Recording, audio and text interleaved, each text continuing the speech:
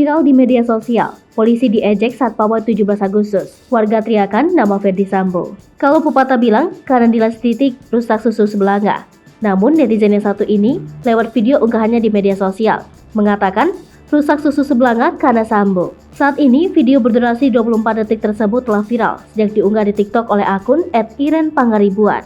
Video itu menurut keterangan unggahan, merekam detik-detik warga di Kabupaten Toba, Sumatera Utara, meneriakkan nama Irjen Ferdy Sambo saat polisi ikut pawai 17 Agustus. Adapun dalam video viral di TikTok tersebut, tampak warga menyaksikan iring-iringan pasukan pengibar bendera. Tampak iring-iringan terdiri dari pasukan yang mengenakan baju putih, diikuti oleh Tentara Republik Indonesia dan personil Kepolisian Republik Indonesia. Pawai berjalan seperti biasanya. Warga tiba-tiba saja bersorak serempak dengan nada mengejek ketika pasukan kepolisian lewat. Artikulasi teriakan tersebut tak begitu jelas, namun menurut postingan, teriakan itu menyebut nama Ferdy Sambo yang saat ini menjadi tersangka kasus dugaan pembunuhan Brigadir J. Sementara itu, akun tersebut juga menambahkan keterangan dalam unggahannya. Jadinya semua mirip Sambo.